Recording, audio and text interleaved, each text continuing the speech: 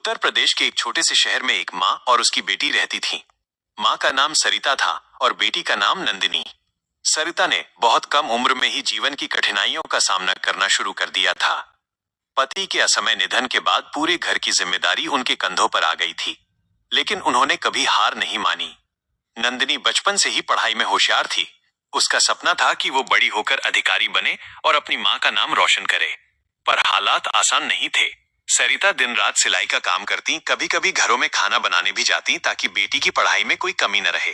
कई बार ऐसा होता कि घर में खर्च चलाना मुश्किल हो जाता, लेकिन सरिता ने नंदिनी को कभी महसूस नहीं होने दिया कि वे परेशान हैं। एक दिन स्कूल में प्रतियोगी परीक्षा की तैयारी के लिए अतिरिक्त कोचिंग की बात हुई। फीस सुनकर नंदिनी का मन बैठ गया। उसे पता था कि माँ के लिए इतनी रकम जुटाना आसान नहीं होगा। उस रात उसने चुपचाप तय किया कि वो कोचिंग नहीं करेगी, लेकिन माँ ने उसकी आंखों की उदासी पढ़ ली।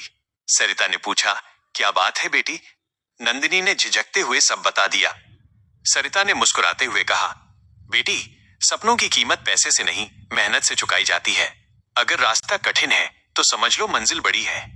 अगले दिन सरिता ने कुछ अतिरिक्त काम ले लिया। रात रात भर जागकर कपड़े सीती और सुबह फिर काम पर निकल जाती। उनकी उंगलियों में छाले पड़ गए, लेकिन चेहरे पर कभी शिकायत नहीं आई। माँ की मेहनत देखकर नंदिनी के भीतर नई ऊर्जा जाग उठी। उसने और भी मेहनत से पढ़ाई शुरू कर दी। वो हर दिन खुद से वादा करती, मुझे माँ की तपस्या का फल देना है। समय बीतता गया। परीक्षा का दिन आया। नंदिनी ने पूरी लगन से पेपर लिखा। कुछ महीनों बाद परिणाम घोषित हुआ। पूरे जिले में उसका नाम सबसे ऊपर था। जब ये खबर आई तो सरिता की आंखों में आंसू आ गए। ये आंसू दुख के नहीं, गर्व और खुशी के थे। नंदिनी ने माँ के पैर छुए और कहा, माँ, ये आपकी मेहनत की जीत है। सरिता ने उसे गले लगाते हुए कहा, नहीं बेटी, ये तुम्हारे विश्वास की जीत है। मैंने तो सिर्फ तुम्हारा साथ दिया है। उस दिन पूरे मोहल्ले में मिठाई बंटी।